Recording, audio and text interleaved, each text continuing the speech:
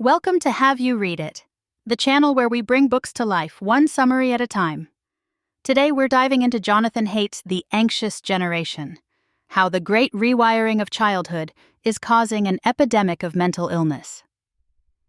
This book explores the alarming rise in anxiety, depression, and self-harm among young people born after 1995, a generation he terms Gen Z, and argues it's directly linked to a fundamental shift in childhood experiences. Haidt presents a compelling case, arguing that two significant trends have converged to create this mental health crisis: overprotection in the real world and underprotection in the virtual one. He paints a picture of children raised in a bubble, shielded from real-world risks and challenges, while simultaneously granted almost unlimited access to the often toxic environment of the internet, particularly through smartphones and social media. Part 1 throws us headfirst into the tidal wave of adolescent mental health issues since 2010. Haidt highlights the dramatic increase in anxiety, depression, and self-harm, particularly among girls. He backs this up with compelling data, showing how rates of these issues skyrocketed in the early 2010s, a trend observed across the Anglosphere and Nordic countries, suggesting a common global factor at play. He uses stark graphs and behavioral data like emergency room visits for self-harm and suicide rates to illustrate the severity of this crisis. This part ends with Haidt posing the central question: what happened to teens in the early 2010s? Part 2 explores the historical context, the decline of the play-based childhood. Haidt argues that human childhood, with its unique slow-growth period, is an evolutionary adaptation for cultural learning. He emphasizes the critical role of free play in wiring a child's brain for social competence, emotional regulation, and resilience. He notes 3 key motivations in childhood: free play, attunement, and social learning. He highlights how free play teaches vital social skills like conflict resolution and turn-taking through low-stakes trial and error.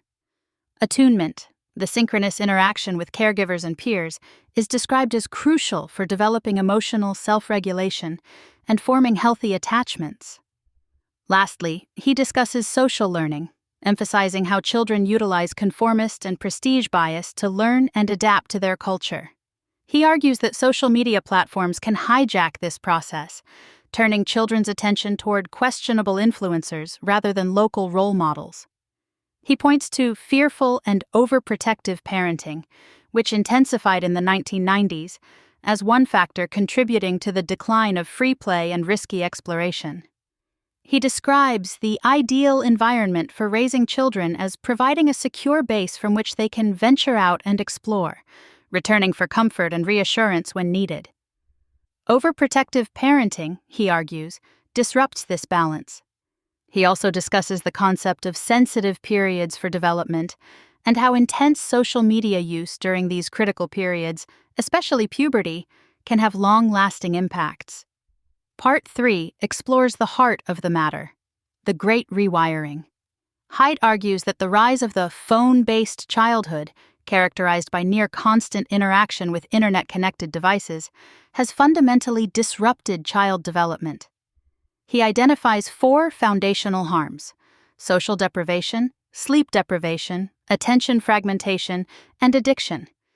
He dedicates a chapter to exploring why social media is particularly harmful to girls, citing increased social comparison, relational aggression, and greater susceptibility to social contagion and sexual predation.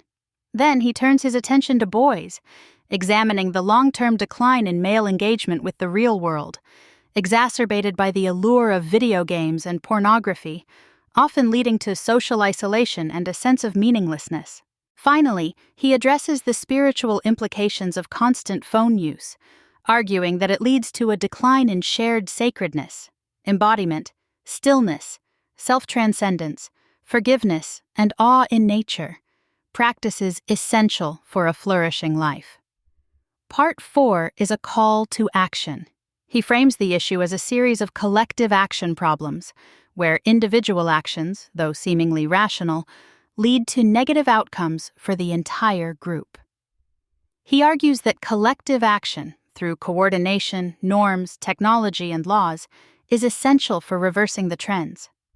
He then lays out specific recommendations for governments, tech companies, schools, and parents. For governments and tech companies, he recommends asserting a legal duty of care toward minors, raising the age of internet adulthood, facilitating age verification, and encouraging phone-free schools. For schools, he advocates for phone-free environments, increased free play, and the implementation of programs like the Let Grow project, designed to foster independence and responsibility. He emphasizes that going phone-free and playful is more impactful than the standard approach of adding social-emotional learning programs. Lastly, for parents, he offers age-specific guidance on fostering real-world experiences, limiting screen time, using parental controls, and building playborehoods. He encourages parents to view themselves as gardeners, cultivating a space where children can flourish, rather than carpenters, trying to shape a predetermined outcome. He encourages parents to let go and allow children to take risks, because that's how they learn to be confident and capable. The book concludes with the main takeaway that the great rewiring of childhood has been a catastrophic experiment. Haidt stresses that we need to speak up about these issues and connect with others who share our concerns to reverse these damaging trends and bring childhood back to earth. Some heuristics to take away include delay, delay, delay. Postpone giving children smartphones for as long as possible. Prioritize real-world interactions. Encourage play, autonomy, and non-parental mentorship. Be a gardener, not a carpenter. Nurture a supportive environment, but let your children grow unpredictably. Reclaim time and space. Establish family rituals and create phone-free zones. Speak up and link up. Advocate for change and connect with like-minded parents, teachers, and communities. Thanks for watching. Make sure to give this video a thumbs up and hit that subscribe button so you never miss our next book dive.